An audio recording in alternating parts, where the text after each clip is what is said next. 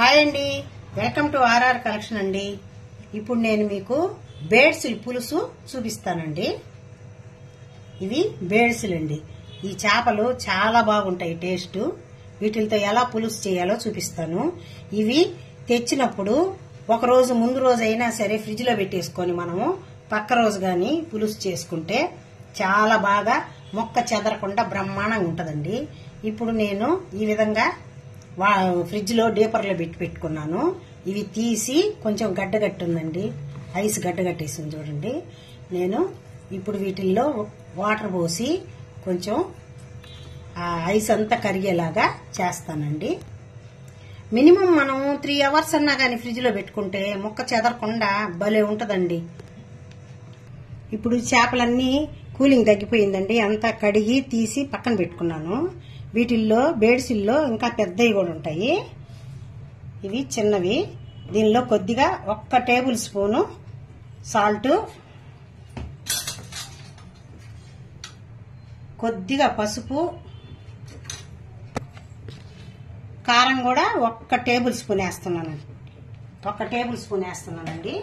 వేసి ఇవి 3 వేసి కలిపి పక్కన పెట్టేసుకున్నాం. ముందు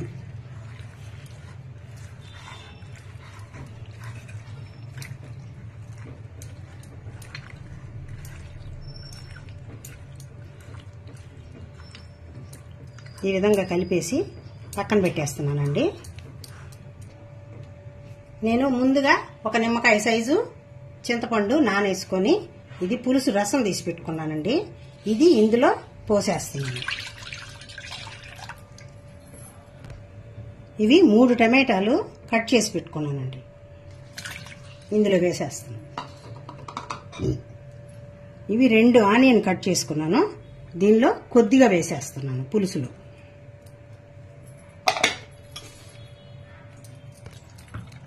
ఇప్పుడు ఇందులో ఈ టమాటా ఆనియన్ బాగా గట్టిగా మెత్తగా పిసికేయాలండి, టమాటాలన్నీ నలిగిపోయేలాగా. ఇప్పుడు చేపల్లో కొద్దిగా వేసి కలిపి పెట్టాం కదండి మనం. దీనిలో కూడా 1 టేబుల్ స్పూను సాల్ట్, కొద్దిగా పసుపు,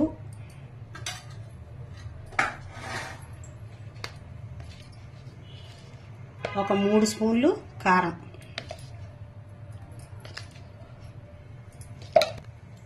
ఒక టేబుల్ స్పూను మెంతులు జీలకర్ర పొడి అండి, 2 కలిపింది. ఇది 1 స్పూన్ వేసాను. ఇప్పుడు దీనిలో అన్నీ వేసేసామండి, రెడీగా మనం కలిపి పెట్టేసుకుంటాం. ఇప్పుడు స్టవ్ ఆన్ చేసుకొని ఒక గిన్నె పెట్టేస్తాం. గిన్నె వేడెక్కింది, ఆయిల్ వేసుకుందాం. ఒక 4 టేబుల్ స్పూన్లు ఆయిల్ వేసానండి. కొంచెం ఆయిల్ ఎక్కువ ఉంటేనే బాగుంటుంది.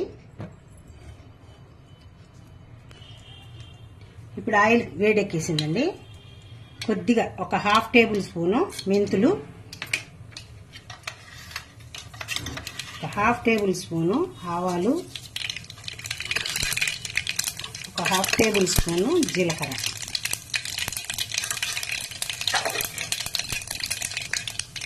ఇప్పుడు ఇందులో సగం కట్ చేసి పెట్టుకున్నాను కదా ముందుగా ఆనియన్, కరివేపాకు.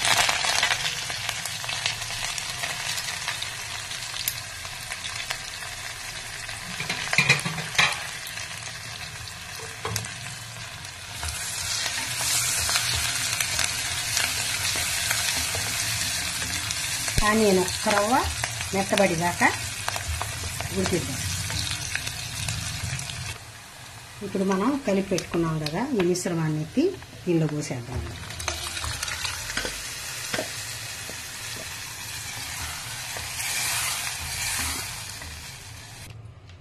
ఇప్పుడు నేను ఒక 3 గుడ్లు బాయిల్ చేసి పెట్టుకున్నానండి. ఈ విధంగా వాటికి కాట్లు పెట్టేసి పులుసులో వేసేస్తాను. మీకు కావాలనుకుంటే వేసుకోండి, లేకపోతే స్కిప్ చేసేయండి. మా ఇంట్లో పిల్లలకి మా వారికి ఇష్టం అండి, అందువల్ల నేను ఎప్పుడు పులుసు చేసినా కొంచెం ఎక్కువ చేసేటప్పుడు ఇవి వేసుకుంటా ఉంటాను. ఇవి ఎర్రగా వస్తాయి.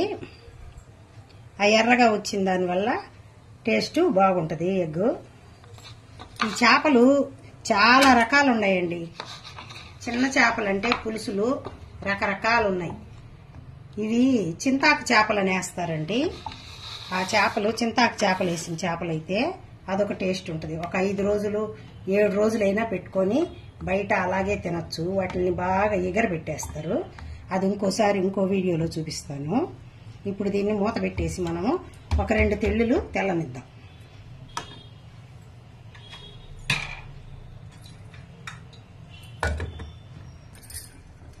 ఇప్పుడు పులుసు 2 తెళ్ళులు తెల్లిందండి.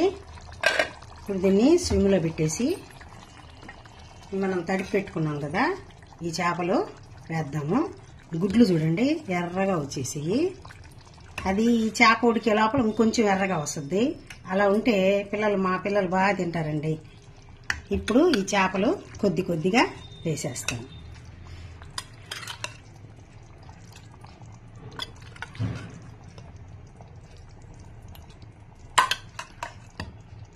ఈ విధంగా అన్నీ వేసేసుకొని, ఈ విధంగా అన్నీ వేసేసాము. మనము వేసేసిన తర్వాత దీన్ని ఇట్లా తిప్పేస్తే కరెక్ట్గా అన్నీ సెట్ అయిపోతాయండి. ఇప్పుడు చిన్న ఫ్లేమ్లో సన్నగా ఉడికించుకోవాలి చేప ఉడికేదాకా.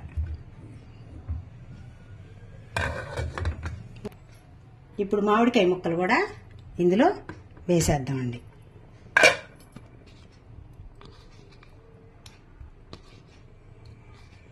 వేసి ఇది కూడా ఇప్పుడు కూడా ఒకసారి అలా తిప్పేసి, అది మామిడికాయ చేప కరెక్ట్గా ఉడికిపోద్ది.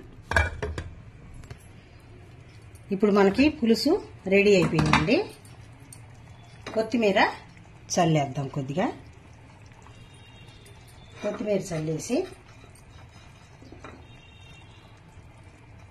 ఉప్పు కారం చూసుకుందామండి. ఉప్పు ఏమన్నా తక్కువైతే ఇప్పుడే వేసేసుకుందాము. కొద్దిగా ఉప్పు తక్కువ ఉందండి, కొంచెం సాల్ట్ వేస్తున్నాను. ఇప్పుడు ఇలా మనం తిప్పేసి మూత పెట్టేసి 1 నిమిషం అలా ఉంచి ఇంకా సర్వింగ్ చేసుకోవటమేనండి. ఇప్పుడు మూత తీసేసి సర్వ్ చేసుకోవటమేనండి. మనం అన్నంలో వేసుకొని తింటే కమ్మగా ఉంటుందండి. సిరిమిళ్ళ బేడ్సిలు పులుసు రెడీ అయిపోయింది.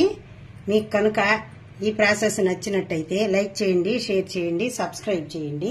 మీరు ట్రై చేసి నాకు కామెంట్లో చెప్పండి. లాస్ట్ వరకు నా వీడియో చూసినందుకు మీకు అందరికీ థ్యాంక్ యూ అండి. బాయ్ అండి.